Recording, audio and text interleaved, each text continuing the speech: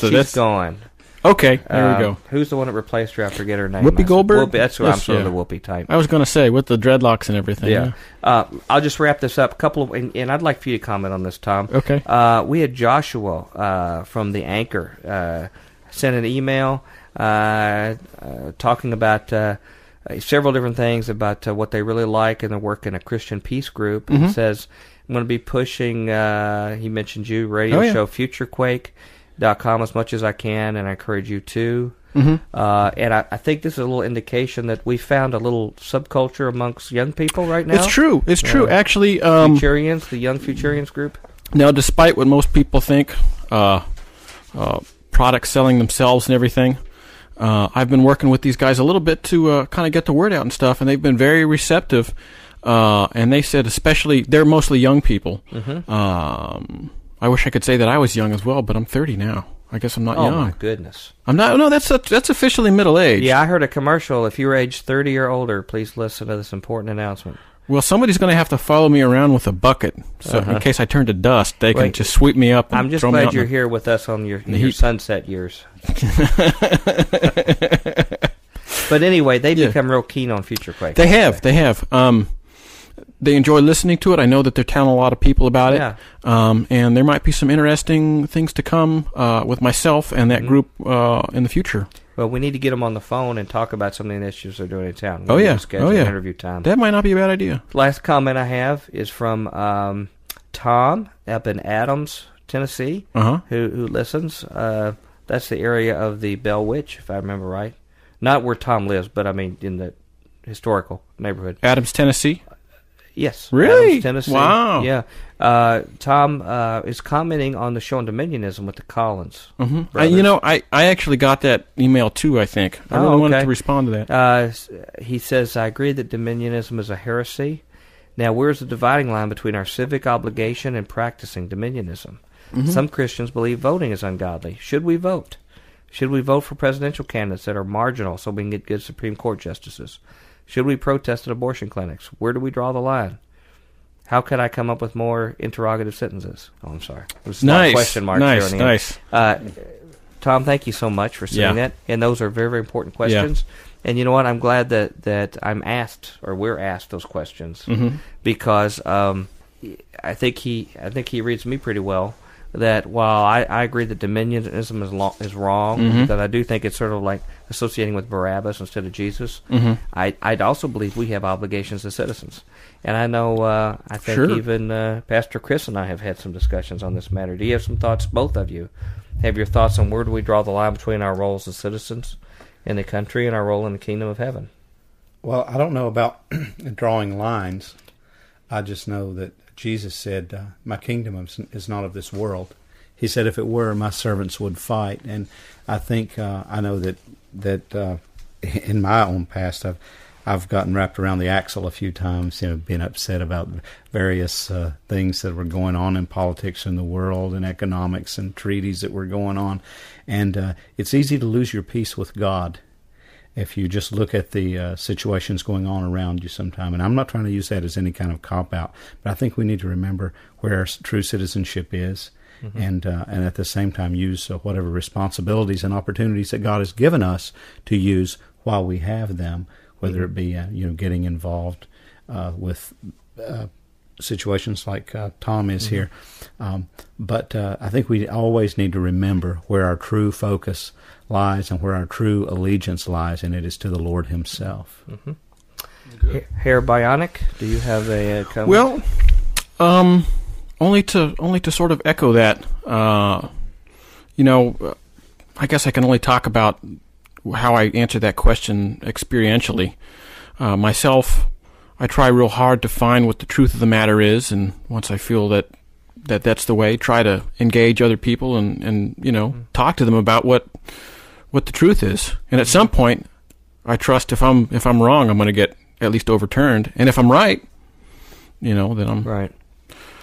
Well, I don't know. That's not a very good answer. No, Sorry. I understand. We talk about this off and on during times. I think one of the points I tried to make when we've had these talks the last few weeks, in my perception right now, is that when we go beyond, well, first of all, I think that something that does inhibit our witness in these days, in the interest of people in Christ, is that when we see injustice, when we see suffering, and look the other way, or sit on our hands, or have a monastery aspect, I think for the particular young people and culture today, it hurts our witness. Oh, yeah. I'm not saying, it's always been that way, but I think it's more that way now, and that's why you see young people in things like Habitat for Humanity and things like that. I find is because of that. But anyway, just to say, I think what happens when you get into this whole dominionism kind of thing is that when you get a little power and you start getting with people that start having an impact, and then it goes into invested power, and you start compromising what you believe as a Christian for the sake of retaining that power. I think that's when things go really sour. When you're trying to preserve your capital, and man, I'm seeing that in a religious thing all the time now. Is really forget that you're always, your first goal is you're an ambassador for Christ. You start becoming self-centered when you get away from the gospel. And it's funny you bring this up, because this is one of those things I've wanted to mention, and then when you gave me the floor 10 seconds ago, I completely forgot it. Speaking again experientially, like in my own life, it seems like I try and always be other-centered, because Jesus was always doing that. He was always, he didn't care about what people thought necessarily, but he was really interested in what was wrong with their lives and getting to know them and like that. Whereas it seemed like the Pharisees were always concerned with holding their political power and holding themselves up high in esteem.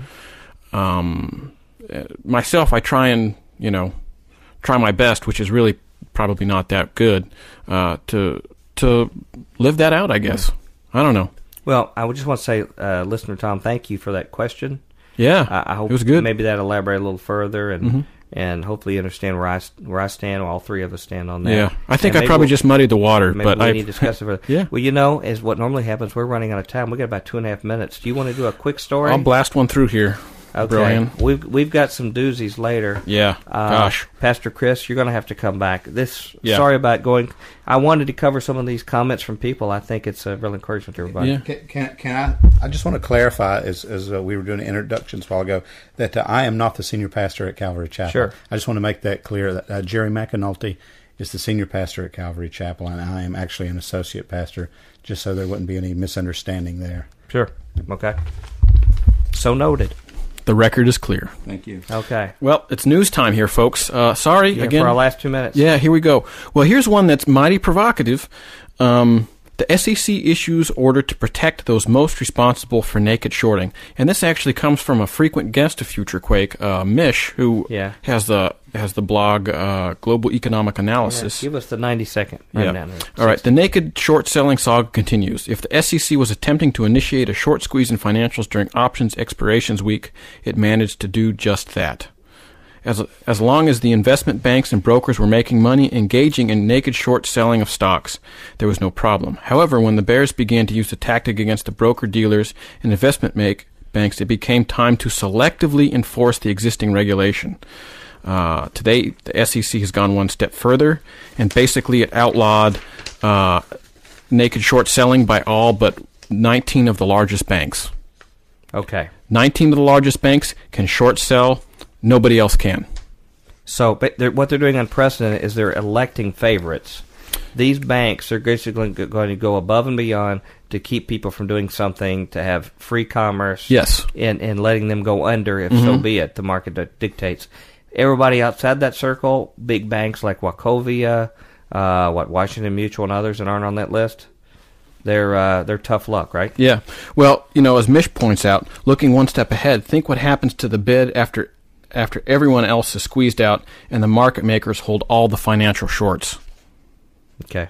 That's huge potentially, because you have 19 of the people set to 19 of the biggest banks only set to make money if there's a stock market crash.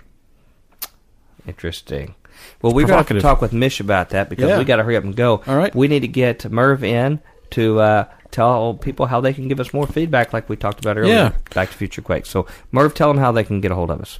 Future Quake radio broadcasts are archived at www.futurequake.com, suitable for downloading or streaming, as well as other show information. Email Dr. Future and Tom Bionic at drfuture@futurequake.com. That's DRFUTURE at futurequake.com. Tell us your name, city, and radio station or internet, and if we can use your name on air. Comments on the show's topics or guests, or suggestions for future show topics or guests are most welcome. Dr. Future and Tom will discuss selected emails each week during the radio broadcast.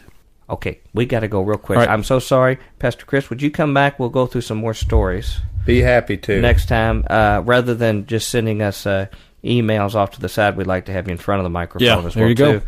And we'll have you back. We've got a whole bunch of interesting stories to go with you. But we wanted to be sure and tip our hat to our listeners because we wouldn't be here without you. Yeah. And send your comments to WNO, too. Those of you who are in our local area, I'm sure they'd like to hear from you. So until then, we got to say goodbye. Bye.